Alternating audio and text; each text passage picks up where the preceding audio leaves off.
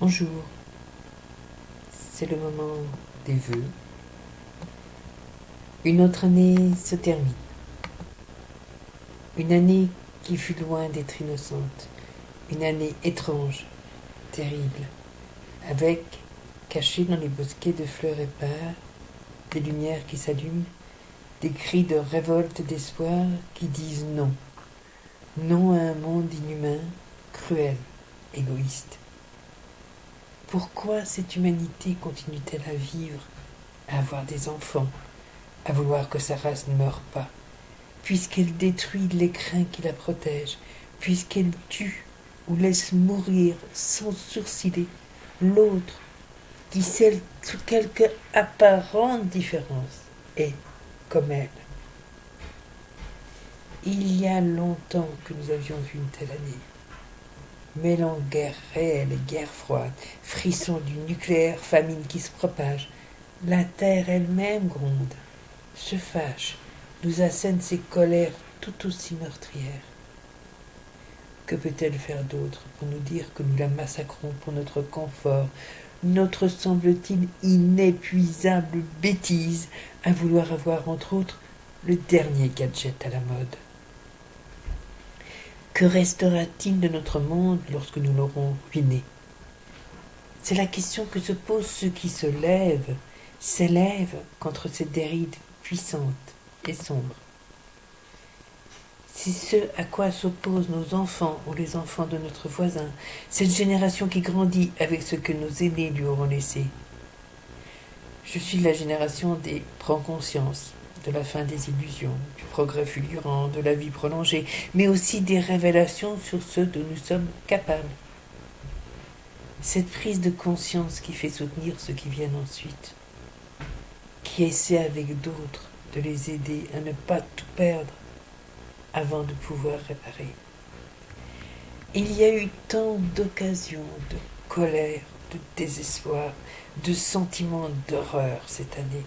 À chaque fois, tous ces sentiments, ce que la lumière crue des informations qu'on ne peut plus arrêter de circuler nous envoie.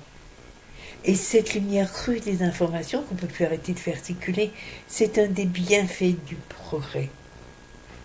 Ces sentiments, je les ai envoyés à la lumière pour que l'énergie qu'ils génèrent, et qui ne peut pas être créatrice, car la colère, le dégoût, la tristesse ne créeront jamais, pour que l'énergie générée soit transformée en force, en volonté, en foi en un demain différent, que cette énergie soit transmutée et devienne positive. Ce que j'ai fait se fait de plus en plus, parce que de plus en plus on compris que c'est la voix qui libérera l'énergie créatrice de paix et de volonté qui sauvera ce monde, les humains, et parmi la race animale, les espèces qui pourront survivre. Nous ne pouvons croire que l'année qui vient sera paisible. Nous traversons ce que les écrits bibliques appellent Armageddon, la bataille de l'ombre et de la lumière. Ce monde va-t-il finir? À ceux qui ont peur, je rappelle que la lumière créatrice sera toujours plus forte que l'ombre, et que quelles que soient les secousses, la terre renaît toujours. Que l'on regarde Fukushima, Tchernobyl, la nature y reprend ses droits, nous interdisant pour le moment à nous, race destructrice, d'y accéder. Ces lieux deviendront-ils sanctuaires de cette terre? Peut-être. Nous ignorons tant de ce que nous créons et de ce qu'il peut en advenir. Nous n'avons que les chiffres et les hypothèses pour imaginer. Et nos imaginations sont bien sombres. Cette année, j'ai regardé le monde qui m'entoure d'un peu plus loin. Comme toute personne dont l'âge avance, j'entre dans le 3e âge, celui de la maturité, celui de la transmission. Cette année, j'aurai 60 ans. Un âge symbole, celui qui dit que l'on peut franchir la porte de la sagesse et du savoir accumulé. Mon regard sur l'année écoulée, celui qui s'ouvre sur l'année à venir, sont empreints de cet âge qui est le mien.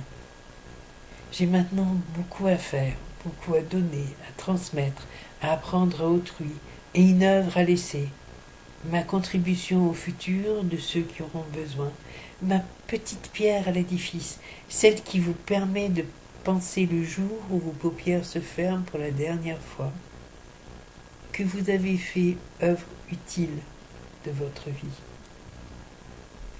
Pour moi, vivre, c'est aimer, c'est donner, c'est apprendre à ressentir en soi, à chaque instant, la beauté de ce qui est, c'est apprendre la plénitude et la vivre. Je souhaite vous dire de ne pas désespérer à la fin de cette terrible année, de ne pas baisser les bras, mais de vous dire qu'au bout des tunnels, il y a toujours la lumière et qu'elle vous accompagne.